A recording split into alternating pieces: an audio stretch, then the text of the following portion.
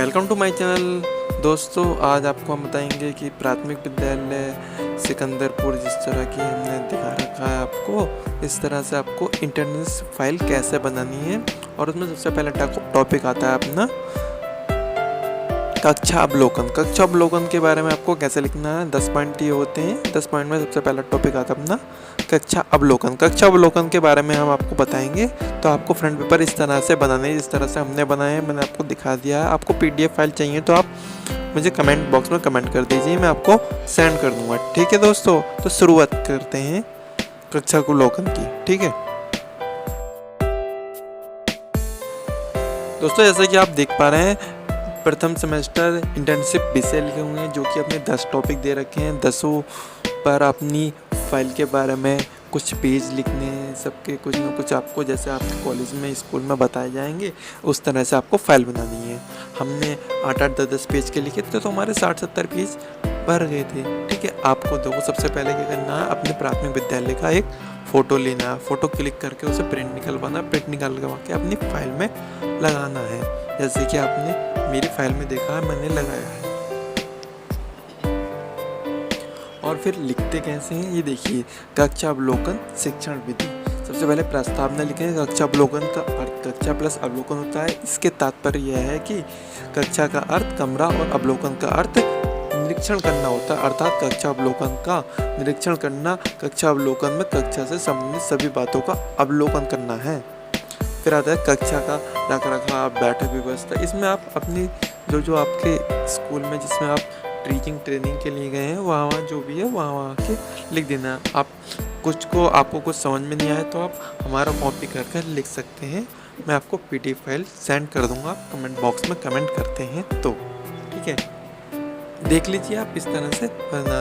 और अपनी जैसे कि टीएलएम वगैरह या दीवार कैसी थी वहाँ का रहना, मतलब कि बच्चे किस तरह से रहते थे, बच्चों के लिए कुछ सुविधा थी या नहीं थी, इनके बारे में आप लिख सकते हैं। जैसा कि आप देख पा रहे हैं, विद्यालय के प्रत्येक कक्ष में लाइट व पंखे की व्यवस्था। इस तरह से आप जो वहाँ व्यवस्था थी उसके बारे में लिखेंगे।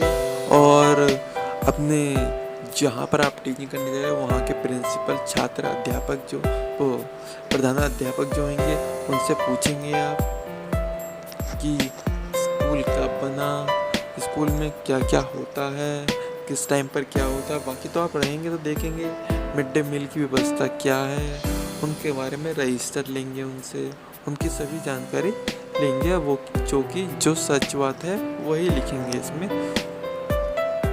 और आपको जो भी संदेह हो तो आप अपने प्रधानाध्यापक से पूछेंगे।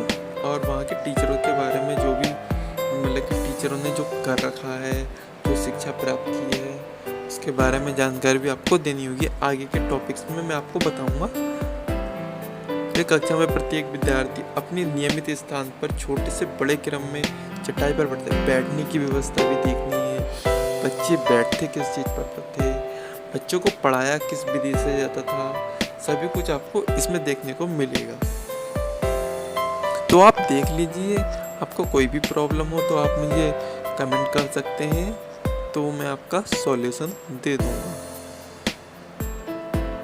देखिए आगे का टॉपिक में आएगा आपका शिक्षण विधि। मैंने आपको बताया ना शिक्षण विधि में बहुत सारी विधियाँ आती हैं। वहाँ के टीचर आप बच्चों को किस तरह से पढ़ाते थे और बच्चों को समझ में आता था नहीं आता था, बाद में उनसे पूछा जाता था बच्चों को समझ में आया या नहीं आया। जैसे प्रश्न उत्तर विधि, पहले प्रश्न करेंगे हम बच्चों से, फिर उनसे आंसर की प्राप्ति होगी।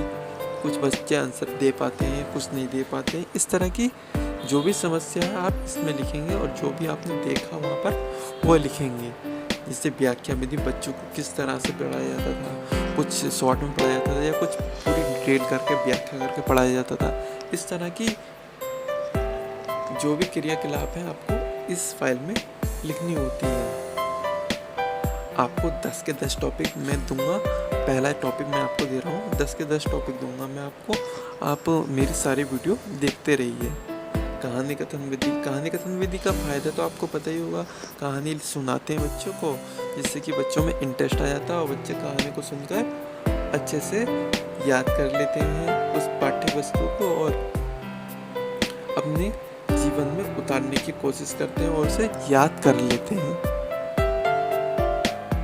स्पष्टीकरण बच्चों को मतलब कि स्पष्ट दिखाई दे, स्पष्ट तरीके से समझ में आ जाए, इस तरह से हमें लिखना होता है, समझाना होता है बच्चों को, क्योंकि छोटे बच्चे होते हैं उन्हें समझ में आसानी से नहीं आ पाता, तो इसलिए हमें कुछ ज़्यादा मेहनत करनी पड़ती है।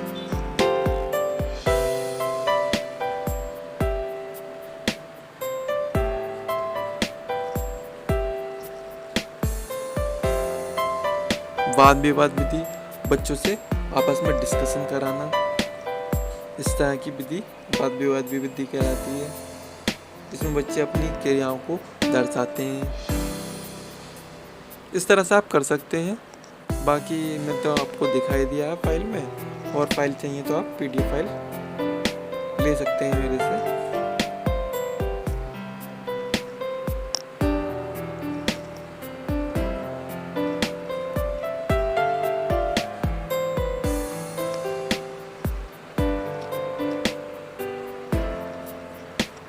और हाँ दोस्तों, आपको जिस कॉलेज में भी जिस टीचिंग के लिए जो प्राथमिक विद्यालय मिला है उसमें आपको जाना चाहिए, जिससे कि आपको वहाँ की नॉलेज मिलेगी।